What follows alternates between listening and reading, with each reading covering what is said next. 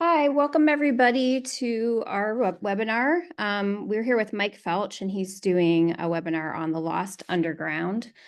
As you probably just heard, we are recording this webinar. We will post the replay up on our YouTube channel later on today. And if you have any questions during the presentation, you can go ahead and enter it in the Q&A function. Mike will try to get to it if he can during his presentation, but he might have some time later on after he's concluded the presentation to answer any questions you may have. So with that, I'm going to go ahead and stop sharing my screen and hand it over to Mike so he can start his webinar.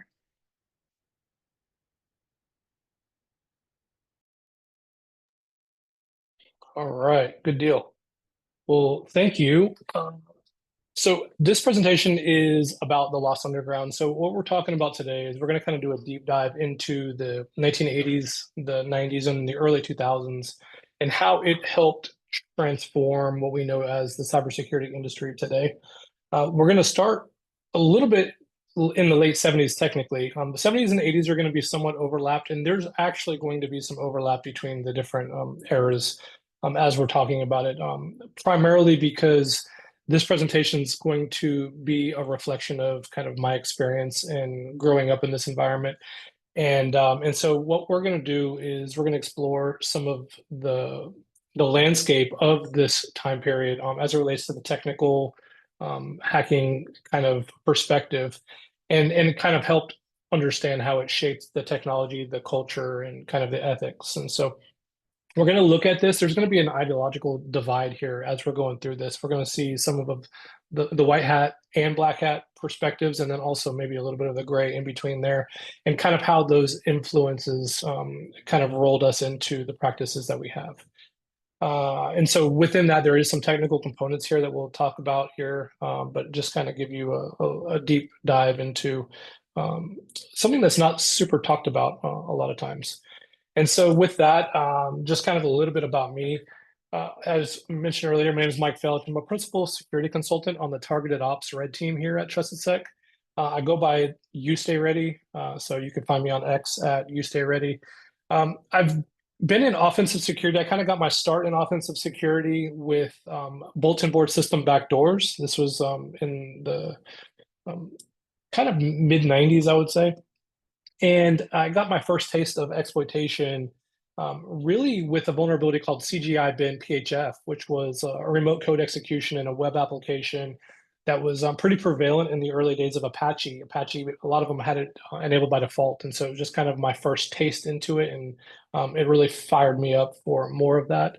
I got my start writing software in the old VB3 days. So if you're familiar with any of the old Visual Basic, that'd be kind of where I got my roots, and officially been pen testing since around 2005. I have worked at other consultant firms in the past, and so it's just mainly been my space in the offensive. So this is kind of where I had my roots. And so, as I mentioned, we're going to talk about three different eras. They're going to kind of roll in together. We're going to start with the 80s, which technically is about the 70s. This section was typically covered by my dad, Ray Felch, who is an old school hacker. I kind of grew up in a household of hackers. My dad being a firmware engineer with a heavy focus on early assembly. And so typically he would cover this section. And since I'm doing this by myself, I'm going to cover his section in third person today. But just understand what I'm covering is mainly going to be his area, kind of reinstated or reinterpreted from my perspective. So this is just a view, a glimpse of our world growing up. I was an 80s baby, so I kind of grew up with my father doing this. I'm going to talk about the 90s hacking scene, and this is really where it started for me and kind of what the community looked like. We're going to fast track into the 2000s and really discuss some of the black hat movements that happened and really kind of just uncover this world in these three decades. And so that's going to be the start of it. So as I mentioned, the 80s, before we can really appreciate what we're going to cover in the 80s, we kind of have to talk about the microprocessor movement. And so before we go there, just a little bit about my dad being an old school hacker, and you'll understand why this is an important component. And so in the 80s, I grew up with my dad reverse engineering my Nintendo games. So he would go to Blockbuster, he would rent a game, he would take it apart, he would try to get up underneath some of the protections of the hardware. And the whole idea was, could he reverse engineer the Nintendo game to dump it? And I didn't really understand what was going on. I mean, I knew what he was doing, but I didn't understand why, or the context kind of around that. But I grew up in a household with this kind of happening. And so as you step into this microprocessor, just understand that this was kind of the foundation for what I was seeing. And so with the microprocessor movement, originally we had mainframes, and the mainframes were super expensive and large computers. They were really only accessible by the government or large corporations, mainly because of the cost and the size. And then you had Digital Equipment Corporation, or what we call DEC Minis. DEC Minis kind of were paving the way for making computing more accessible by making a cheaper alternative. And they came out with something that was comparable to mainframes, but they were considered mini computers, and they didn't have a lot of memory. I think they had like 6K core memory that you could expand to 48K. But the idea behind the assembly code behind these were there were really only just 8 opcodes. They were just a bunch of machine instructions, and they only had a couple of registers. I think there was like 2 registers. This Deck Mini kind of came out with different architects or architectures with the PDP-8 and the PDP-11, basically expanding the instruction set sizes from like a 12-bit word to a 16-bit word, and then eventually VAX computers or VAX systems extended it to 32-bit computing. And so with the start of this Deck Mini becoming more accessible, computers started to kind of have this boom, and with that, you had the microprocessor. Now, Intel was manufacturing SRAMs and ROMs at the time, and they weren't really even interested in entering into the microprocessor market. But they did start coming out with the 4004, the 8008, and the 88 processors. And like I said, there was no interest in selling these microprocessors. There was a guy, one of their lead engineers, Federico Fagan, and he was interested in trying to make a more commercially available microprocessor, which was setting the stage for the 8008. But with the reluctance to sell microprocessors, Fagan's contributions ended up leaving him with pursuing this idea of microprocessors, and he left developing this new processor, like the Super 80 processor. And this actually marked a huge shift in the industry. And so there was a recession that ended up hitting in the 70s to the 75, I think, and there was a lot of layoffs. And so there was a lot of reorganization that was happening. And so Fagan ends up leaving and pursues this Super 80 microprocessor in order to try to make it more readily available. And so when you're thinking about this, you get to start thinking about like what technologies were using what processors back then. And so with the Super 80 or another Z80 with Zilog, you started to have a boom in these processors. And so this company, Zilog, ended up growing to about 1,000 employees, some of which came from Intel, and they followed Fagan. And so these Z80 chips were found a lot in home PCs at the time, because this was right around the same time that the PC boom was happening. And so you're starting to see a lot of overlap. Military were using it. Musical instruments started using this.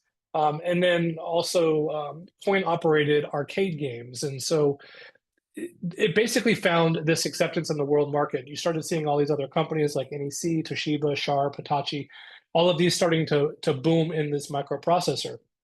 And so with those 2 Intel engineers and Fagan forming Zilog, they ended up creating these machines called the TRS-80 and brought them to market. This was the Radio Shack TRS-80 that a lot of people knew, and they kind of got their start. I think this was one of my very first computers that I had been introduced to. And so this was now like a mainstay machine that anybody could purchase. At the same time, another company, MOS Technology, started to create what they called the 6502 processor. And this was right around the same time. And so Chuck Peddle, this engineer at Motorola, was working on this 6800 microprocessor and became one of the early microprocessors in the market. Well, he saw that the high demand was there, and so what he ended up doing, being frustrated, he left Motorola, joined MOS Technology, and then kind of spearheaded the department by going with a salesman and listening to the customer complaints. And so by doing that, he was able to tailor this to meet the rapid decrease in pricing and then reaching a much larger market with an inexpensive processor. This really caused the boom, and it also caused the boom in the video game craze that we've seen early on in the 80s. This is really where I believe my biggest memories of the 80s kind of came from with computing. The Atari, the Apple II, the Commodore 64, even the Nintendo was running the 6502 processor. And so with the game industry being a boom and this processor kind of leading the way, it really pioneered the home computers and the gaming consoles that we had in the early 80s. So the reason why we had to highlight that is because the 80s led into what we know as the cracking scene. And so thanks to the Z80 and the 6502 processors, home versions of these video games were now readily available. And they were kind of mimicking these quaint arcades that you would find out and about in the public. And so this led into a really interesting scenario. These games are becoming readily available, and people were wanting to make copies of these games, but these game manufacturers were not allowing this to happen, a lot like what we know to be common, modern day DRM.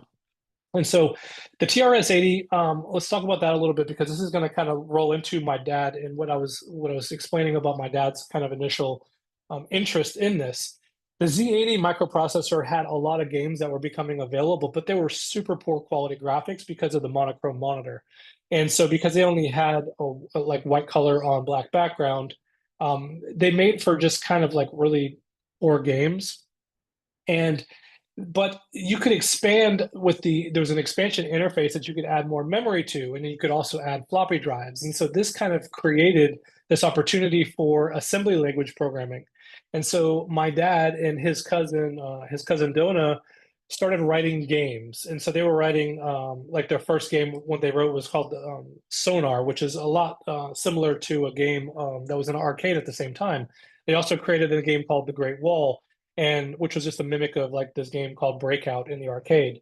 And so with exposure to games and the Atari kind of popping up, the Atari 800 hit the scene. And so now you got assembly languages, you got games, you got these home PCs, the Atari 800 drops. Now, this was a huge pivotal point because this had the 6502 processor, but it also came with a new instruction set. And so my dad spent a lot of time really just understanding the instruction sets and understand how they were doing this.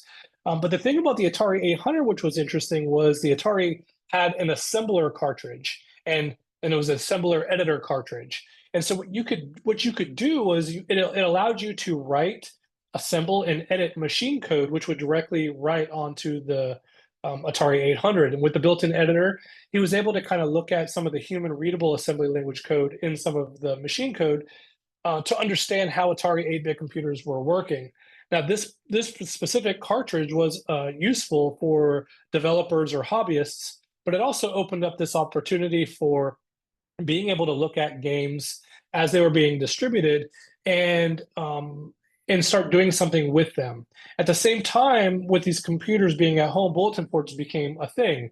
And so now this was kind of the boom of this new connected bulletin board system where computers were being connected.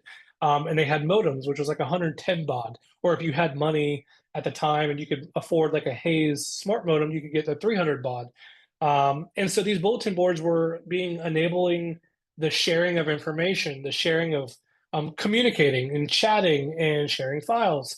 And so these video games and the BBS boom and kind of the assembler kind of created the way for what we knew as game cracking. Now, game cracking was happening with the floppy disks and the cassette tapes that were being sent. People were trying to create backups for themselves or even share with their friends. But the problem was they had these protective measures that were being implemented. Now, you could answer questions from documentation, which would prove that you purchased a game. The documentation had some of the answers, but they also had these unique code wheels or even code words.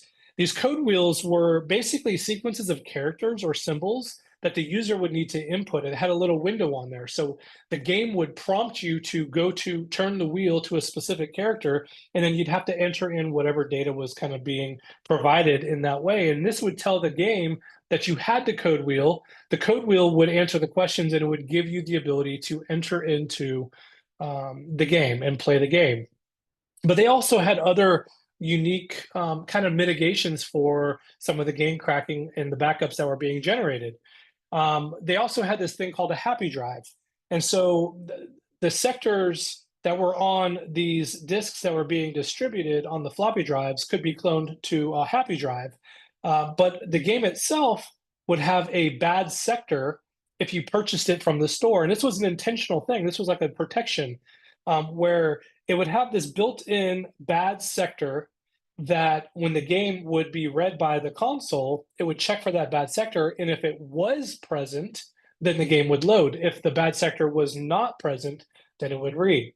And so digging into this bad sector a little bit, these developers were placing this bad sector on the disk because they knew that if you cloned the game, your cloned game would not contain that bad sector. And so when the code attempted to read that bad sector, it wouldn't be present and you would not be able to execute the game. And so you used to be able, I remember hearing this growing up, like you could put the disk in the drive and you could hear the drive trying to read the bad sector, and it used to make this really weird noise over and over. It would read it like two different times. And you could just listen to the drive to know when it was reading that bad sector, and then the game would start. And so the first game that my dad kind of experienced this with was a game called Jawbreaker. And so the idea was, could he reverse engineer Jawbreaker and listen to see what was happening, but also look at some of the assembly code and see if he could decipher what was happening.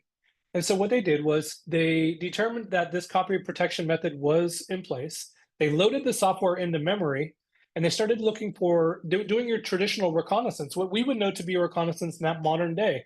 They would look for related information. They were looking at the memory maps. They were finding the routines that were trying to read that bad sector, and then they could modify it because they had the assembler cartridge or the assembler and editor cartridge. And so if they could modify that final landing point, they could test the results and then dump it to a disk, and then they would be able to upload it to a BBS. And that's where the BBS kind of cracking movement kind of started to happen. And so it was fairly straightforward. The assembly would load, it would call the OS routine for a disk operation.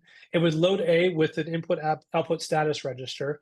It would mask the lower 4 bits with an AND operation, and then it would check it. If there were no errors, then they knew that there was a pirated game in the actual console, and it wouldn't load. If there were errors, then they knew that it was good to go, and it would jump to the good read, and the program would start, or it would jump to the program start. And so basically on the left here, you have the assembly instructions. And so what they would do is, if you think about modern day exploitation, when I was talking with my dad about this early on years ago, we were talking about what he was doing, and I was just mind blown because this is exactly how exploitation was done in modern day. And so they would take the Atari memory mapping, take that floppy disk, read, write, check the flags, do all of this stuff, and then output the object file.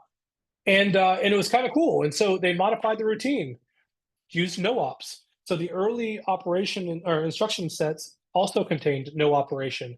And so what they did was they would just overwrite those initial checks and balances that were in place, and they were able to kind of jump and trick the console into thinking that it was just a normal operation, and they were able to get code execution by dumping it, and they would just no op those instructions, and then it worked, and it was kind of really awesome. Then next thing you know, the splash screen popped up, and they have Jawbreaker, and it was like this huge victory for my dad and his cousin, and it really catapulted them into doing this more and more because of the thought process, the challenge, the technical ability, kind of behind the scenes on what it took in order to do this. And so what ended up happening at this time was this was Jawbreaker. This was from, I think, Sierra Online at the time. They were some of the pioneers in graphical gaming. And so it led into this whole cat and mouse game. And so challenges were fun, working solutions were exciting, but now what?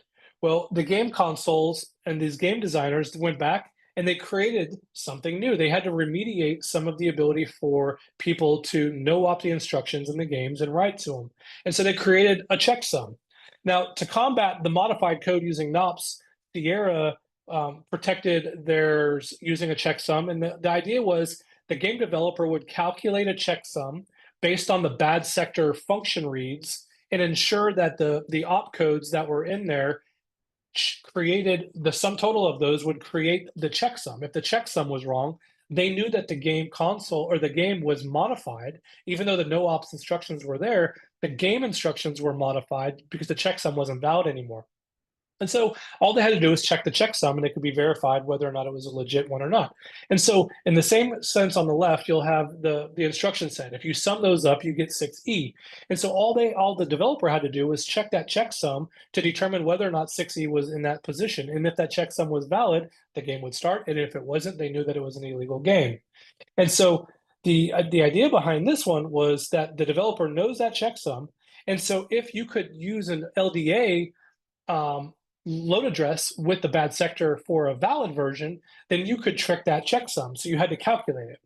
And so when you run your no ops and you sum up those no ops, you get a C2. But if all you had to do was modify the LDA value with another value that would change that checksum from a C2 to a 6E, then you're good. And that's what they did. They did it by modifying with D7. So they just added another instruction. So you still have your no ops, but then you do your LDA with your D7, it creates the checksum 6E, bam, there's your game. And so they were able to kind of bypass it. This was Donkey Kong, obviously. And so that's how Donkey Kong's checksum value was working. And so I'll go through one more real quick. So then what they started to do was they started to clone the function. So they would clone a function, they would put it in memory somewhere, and they would XOR it. So they would take that clone function, XOR it somewhere else in memory, and they would search for the duplicate copy to make sure that that XORed copy was accurate. And so when the game got loaded, if the XORed copy of the function call was not the same as the one that was executing, they knew it was a copy. And so they were able to kind of just XOR the entire game. And then when they looked at the assembly, they were able to see the de-obfuscated function call. And then they just had to copy that function over to two different places, XOR it back and write it, and it was working. And it just, when it was working, it was exciting. And they just had this cat and mouse game, and it was really kind of super cool. And so to kind of summarize just kind of where we're going with this, in the Microsoft microprocessor boom happened, caused the home computer copy to start. The copy protection rebellion happened. Bulletin boards were there, and then wares were starting to become centralized. Wares was just a common term that we use to describe software that was copied and put up online. And so this is kind of where I kind of came into the 90s hacking scene. And so bulletin boards were my jump off. And so as you can see, my dad being on bulletin boards, me getting acquainted with bulletin boards, it really kind of led into my world. And so entering into the 90s and kind of where I got introduced to technology was the BBS scene. And so there were a number of different bulletin board systems that were out there. These were BBS nodes is what we would call it, but they were anybody could run a BBS. You would have to have a phone number that people could call into with their modems, but they were kind of interconnected. They even had BBS networks of BBSs where you could join, and you had like login and password. You would log into it, and like I said, it was all about the free flow of information. We wanted all information to be free. We wanted anybody to be able to say anything they wanted, to share anything that they wanted. It wasn't for financial reasons or anything like that. It was really just about equipping anybody and everybody. People that had nothing and people that had everything could share. And it was just this awesome way to do that. And so you had wares apps that started to kind of pop up, and you had games that were starting to pop up on these BBS nodes. I remember I went on the BBSs for this game called Legend of the Red Dragon. And it was like one of the reasons what got me started. I was a big gamer. And so these dial-up nodes were set up, and they were all text-based ANSI characters. And so you had people that were specialized in like art that were really good with ANSI, and they could create like NFO files, which were like info files for sharing information about what you were downloading. Or you had ASCII art on the BBSs. And so people were just really gifted in that way. You had other people that were technically savvy with computers and could reverse engineer the games or applications and share it. You had other people that were really good with the phone numbers and the modem side of it, where they were freakers and they were able to really help get these BBSs online. And so I remember one day in Avon boxes, my dad used to store all of his games. He had games and applications in my mom's Avon boxes, and he had stacks of Avon boxes. And I remember in one of those was a printed out BBS list of all the local BBSs that my dad was a part of. And so I started when he was gone at work, I'd start calling into the BBSs and playing Lord. And then got acquainted with the games, and they had doors. They had BBS doors. Doors were just different sections of the BBSs that you could enter for chat or for getting certain files or information. Is where I found my first copy of the Anarchist Cookbook, if you're familiar with that. And so Wares groups were using these BBSs to kind of share, and there was this big rush in the early cracking scene for the first groups to release something. They were release groups. And my dad and his cousin Dona were like in these release groups that were trying to release games faster than the other release groups. And it kind of had this big boom. And so some of the early influencers that I had in that I knew about, I wasn't really associated with any of them because they were just kind of, they were older than me, they were beyond me. They actually came from the 70s. Legion of Doom and Masters of Deception. You might know them as LOD and MOD. So Legion of Doom was founded in the 80s, but they created the Hackers Manifesto, which one of the people was the mentor. And a lot of vulnerability contributions originally started on BBSs. So you could go into these BBSs and learn about different vulnerabilities that were affecting technology. They really had a huge influence on the hacker culture back then. They even had, LOD had a top level domain that was added to the root DNS called .lod before it was pulled down. It wasn't authorized. And then you had Masters of Deception. These were big in the phone systems. These are the people that were popularizing phreaking. They also had a huge influence on hacker culture. And both of these two groups started a feud in the situation where AT&T, because you used to have to pay for long distance, like long distance was super expensive, but like half of AT&T's long distance went down, and it caused this huge attraction for the feds, and federal government got involved and started going after the different groups and the different group members. A lot of them ended up transitioning into legit security firms. And so you look at some of the names on here, you might recognize some of them. And the mentor was one that really inspired me. He wrote this idea called the conscience of a hacker. It was the Hackers Manifesto. It was actually released in Frack, early Frack. We'll talk about Frack in a little bit, but Frack was like this online. It's actually back. Frack is back. If you're not familiar, you can follow them. They're actually taking a call for papers right now.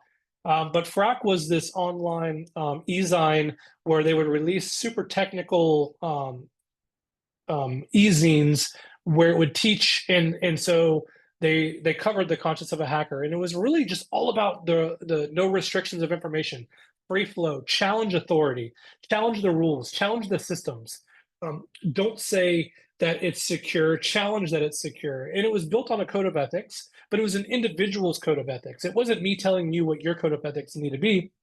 It was whatever was guiding me in my code of ethics. But it was all about a mindset. It wasn't about malicious intent. It wasn't about causing damage. It was really just about challenging everything.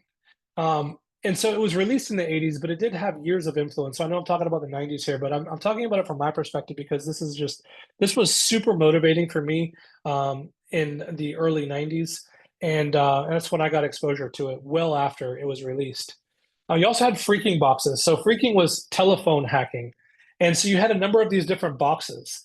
A blue box basically was this gadget where you could create these special sounds to make unauthorized long distance phone calls on the telephone network, and you weren't going to be billed for it, and it really was it was difficult for the call to be traced, and so it was just this idea of generating 2600 hertz, which is where we get 2600 from the magazine, and it would make fake coin deposited sound, and it was super kind of cool. And they had other boxes like the red box, which would simulate like entering a quarter into a payphone. There's a sound that would trigger it.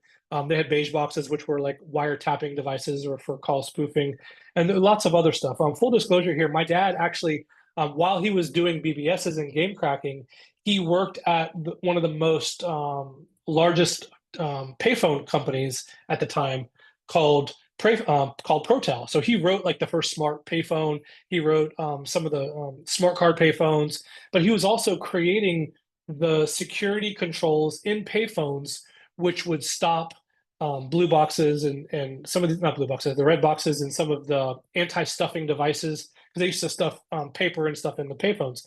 So in the telephone hacking side, he was writing the security defenses for the payphones.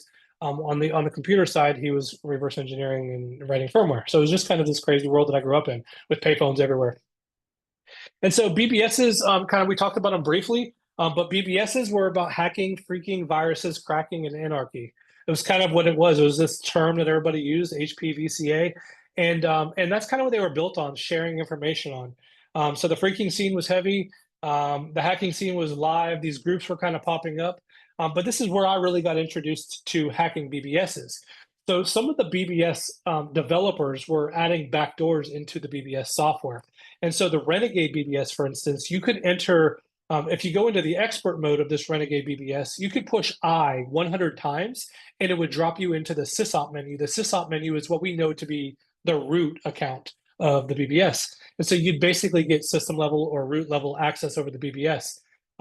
The major BBS actually had hard-coded secrets. You had another one, Renegade BBS, where you could access the sysop password because they used to have truncation on file names. And so there was this file called bbsusr.dat, and it was you could add a forum attachment with a file name, and whenever you downloaded it, it would actually pull the bbsuser.dat file, which contained the sysop password. All kinds of crazy stuff was going.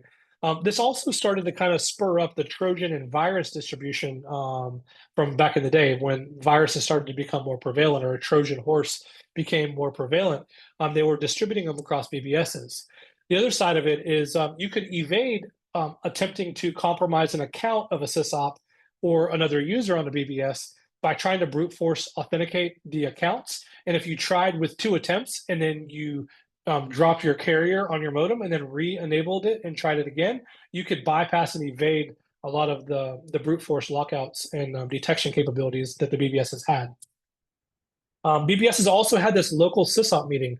And so local sysops would get together once a month and they would kind of meet together. And so these are all the sysops that ran BBSs that were local. And they would just talk about the BBS scene as it relates to our area. And I'm in Central Florida, and it was a huge BBS hub. Florida was very known for the BBS wares groups and the hacking groups that were spinning up in this scene.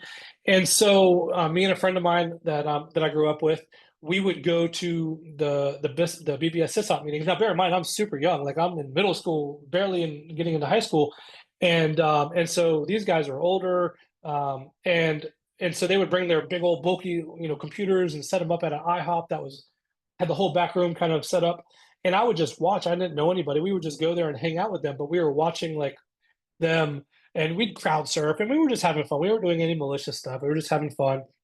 We'd crowd surf and shoulder surf and watch them type their passwords in, and then go home and then log in the sysop meeting, and then log into Lord and give ourselves Lord credits or something so we could, because it was all time based, so we could get more availability to play the game until we got caught.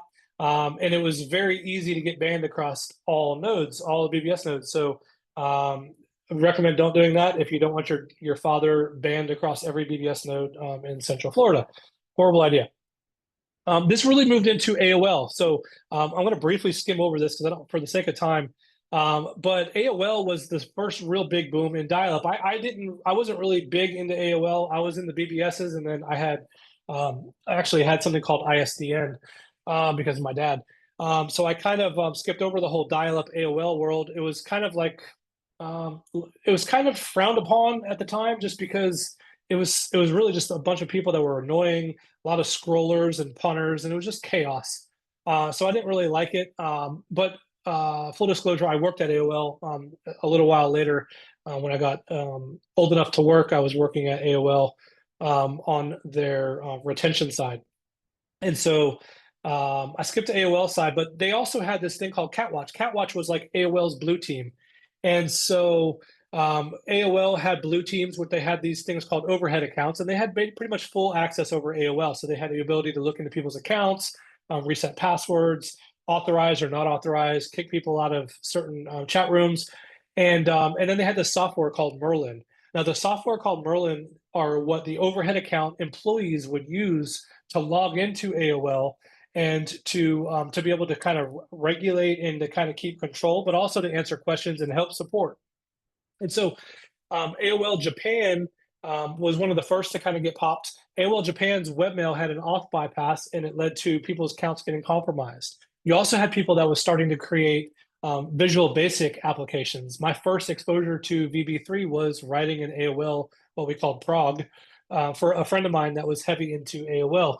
And so we would just use send keys. I got an example of a function that you would write in order to kind of use send keys to send messages over and over and over to a user, which would cause them to be what they call punted.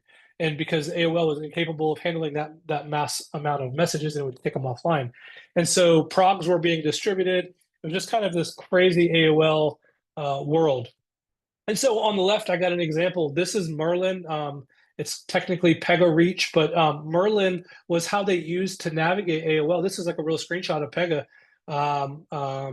or Merlin, whatever you want to call it, that gave the AOL employees the ability to kind of navigate from an administration perspective. This gave them the ability to manage like costs and manage rooms or premium services. And then on the right, you had AOL, which was worked together for phishing. This is where really the term phishing, as far as I know, originated. This was my first exposure to the word phishing with the PH.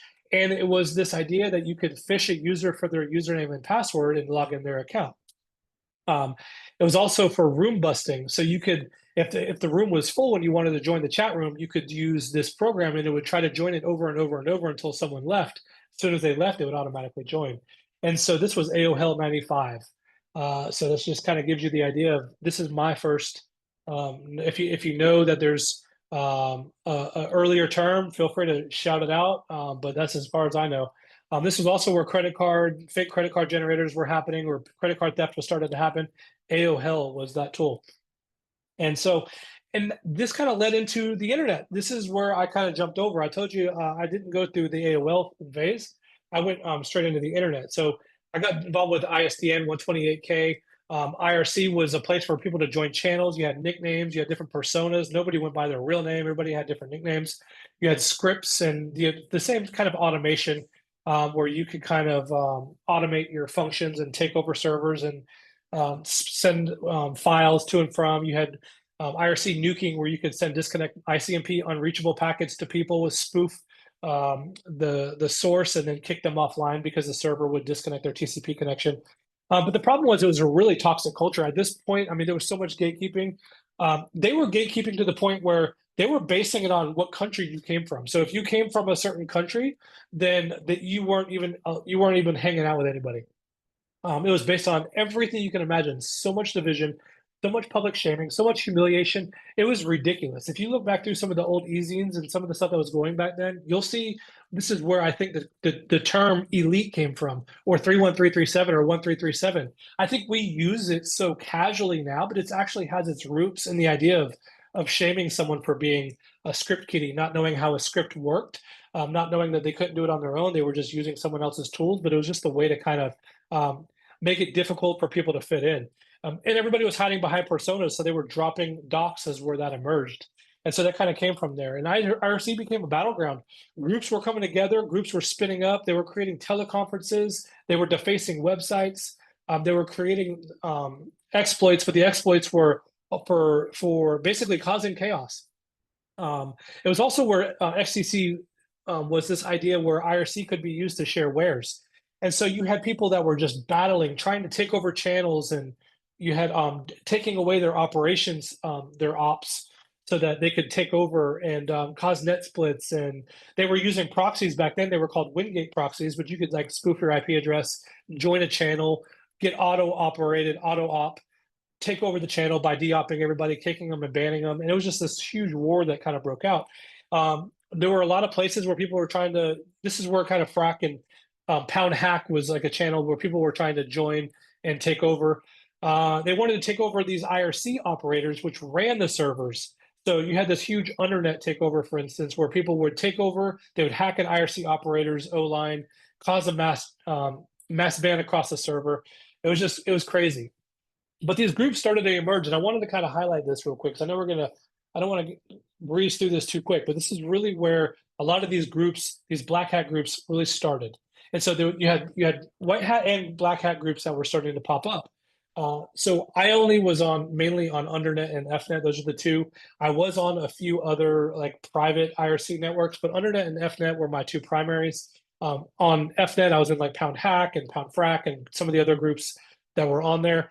There were other groups that started to hop up on Undernet. There were Enforcers, Chaos, Oblivion, Innuendo, and a lot of these groups, these personas, they would start a group and then a new group would spin up. The same people would join these other groups, but they would change their personas. And so it was really kind of difficult to keep track of who was who.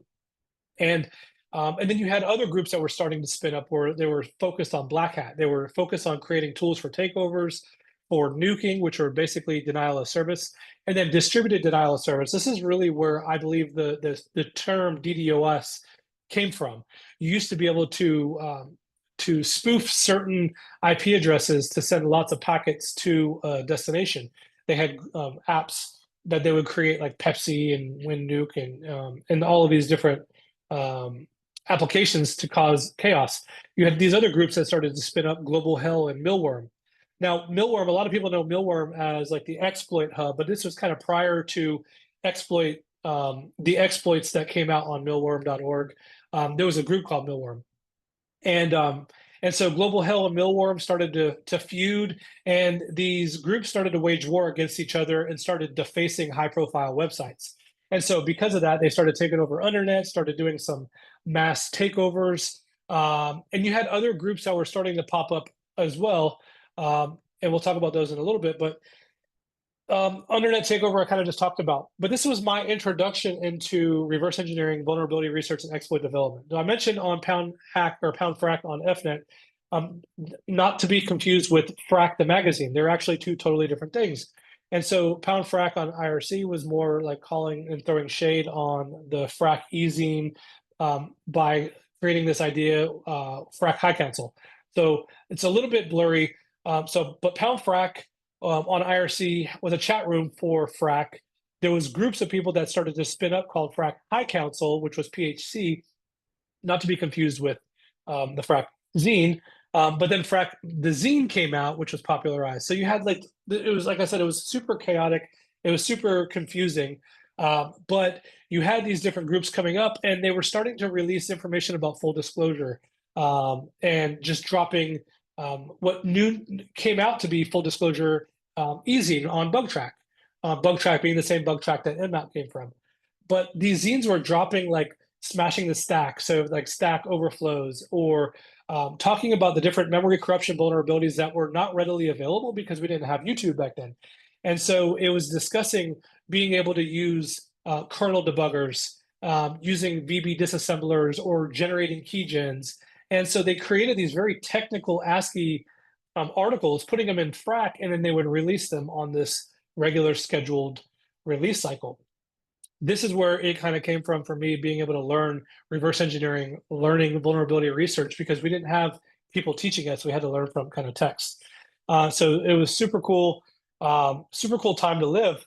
But at the same time, you had these other groups that were coming out, and these groups were like super legit. These are the groups that we were like looking up to, that we wished we could be. We were fake in the sense of we weren't as smart as the people like WooWoo or Tesso or ADM or Loft or AtStake or CDC.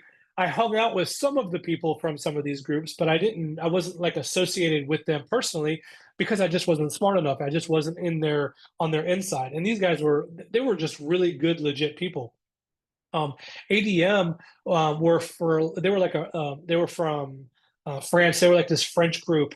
ADM was like this ADM hack group, and they popularized a lot of early 0 days. So Woo FTP had a lot of 0-day vulnerabilities. OpenBSD had like an FTP vulnerability that was like a remote root vulnerability. QPopper, which was like a QPop vulnerability, because a lot of these daemons were running as root on Linux, and so they would just find the memory corruption, figure out how to write it. They'd have to understand all the different memory offsets for each of the different architectures. They would write up a vulnerability, they would release it. But there was a lot of crossover. So you had WooWoo, who are a lot of names here. I'm going to drop. I'm going to slide through this. But a lot of these names, you'll know them. They're running like Duo Security. They ran Napster, the HoneyNet project. Silvio came out with a lot of really good ELF and rootkit research. Jericho ran attrition. I found out Wu was actually still around. I met him at 2023 Wild West Hacking Fest. Global Hell, a lot of those guys ended up either going legit or completely leaving tech. So like Most Hated, he's a plumber now. He don't like doing anything with tech. He doesn't even want to talk about it. Good dude, just not his thing anymore. You had a lot of these groups that kind of went into different stuff, but they waged war pretty much. They went rampant. They called war on China. They called war on like U.S. government. They hacked White House, hacked NASA, and just went crazy. They actually disconnected this ihug.co.nz by it was like one of the main backbones for New Zealand. Completely RM'd it. A guy named Mindphaser. I'm sorry, Death Craze. Death Craze ended up RMing it, and so a lot of indictments that happened. This was happening across the United States. There was about 30 raids. A lot of indictments that were happening. Most Hated got busted for the teleconferences. Zyklone got busted for the White House gov. Zyklone ended up passing away later on. But Mindphaser got busted for the Pentagon hack. And it just caused this black hat movement that happened. This is when I'm going to have to stream through this because this is a lot of stuff that I'm going to enter into here. But this is really the Wild West of the 2000s. So for a long time, 0 days were just getting leaked everywhere. This was happening in the full disclosure mailing list. The white hat groups were leaking the exploit details to some of the people in the black hat groups because there was a lot of crossover. There were white hats that were claiming to be white hats in black hat groups, releasing stuff, distributing it, and it became the Wild West of remote root days. And so lots of stuff that was happening. I mentioned RPC Stat D. I had to stream through this, but Stat D was another one. This was in the early 2000s by Chris Evans. Full disclosure was the mailing list for the full disclosure of these vulnerabilities that were getting leaked. But the idea was that these vulnerabilities were getting leaked and they were getting weaponized and they were getting used, and it was causing this massive chaos online by these hacking groups. And so there was this spur that spun up, anti-sec. You might have heard anti-sec from like the Anon movement, but this is a different anti-sec. This is the original anti-sec, where it was anti.security.is, and their idea was keep bugs private. Don't release any of the details, no disclosure, don't claim someone else's bug, don't share the details, and don't release the exploits unless they're leaked. And that was this movement to kind of protect the idea behind these vulnerabilities from getting leaked. And so these black hat zines were starting to emerge. And so you had DEF CON 10 where there was like wolves among us. If you haven't ever seen that, it's worth watching because it really it highlights what I'm talking about here. Gobbles gave a talk in the early DEF CON on going after the HoneyNet project and going after some of the white hats. They called for Project Mayhem, which was the Frack High Council that I was talking about earlier, where it's just basically they were targeting white hats. So there's a black hat group of people that were targeting all the white hats. And if you go back and read some of these zines, I listed them in here, tilde E late, ZF0, which was zero for owned, Hono, B4BO, decline. If you go back and look at any of these zines and you kind of read them, I'm just going to put a disclosure out there. If you don't like reading anything that's very directed towards people or that's very harsh towards people, I'd recommend not reading it. But if you're wanting to get the history of it and to see just what it was, there's a lot of history that's there. But they're targeting white hats, and you'll see the same white hats that are leading the industry today. But there's a lot of others that were there. A lot of these groups rebranded with new names and new personas. A lot of them are still out there today. And you have Elate. I mentioned this. They targeted Project Mayhem. They introduced Project Mayhem to target.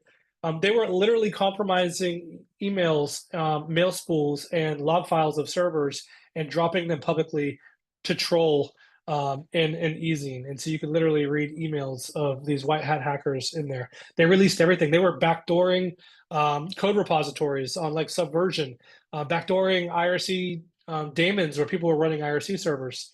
It was straight pure chaos. They actually compromised a lot of high profile personas at the time. And so where are they today?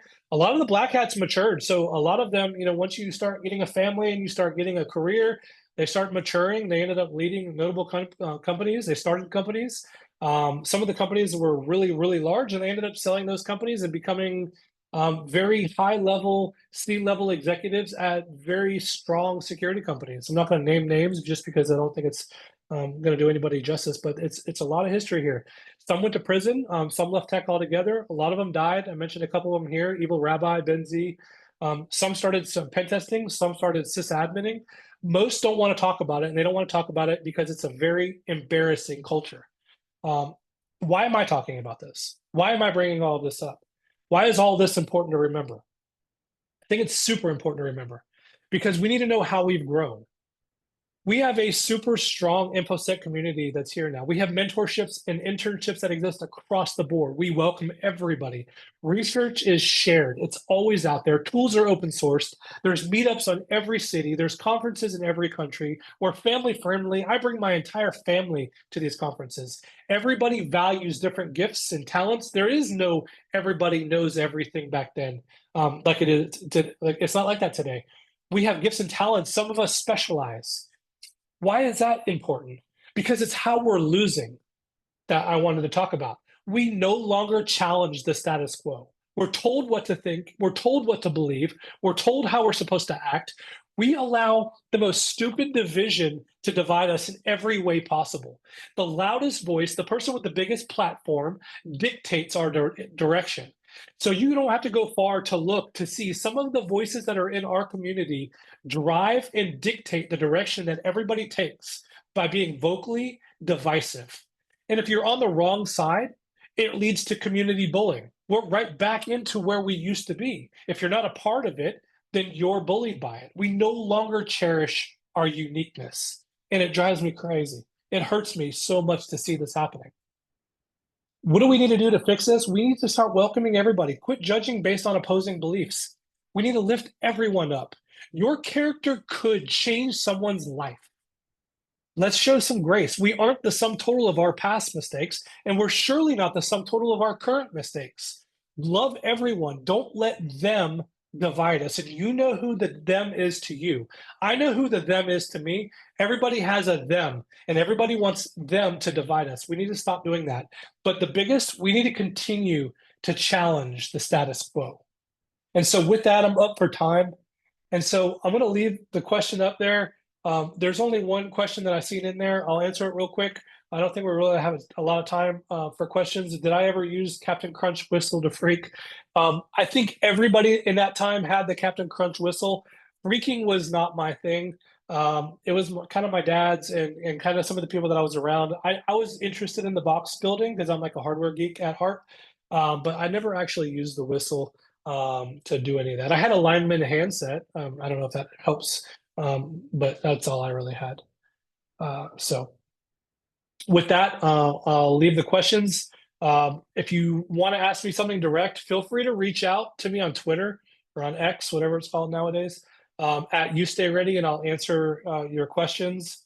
Otherwise, you could also follow Trusted Sec at Trusted Sec Twitter, and we'll go from there. So with that, I'll just turn it back.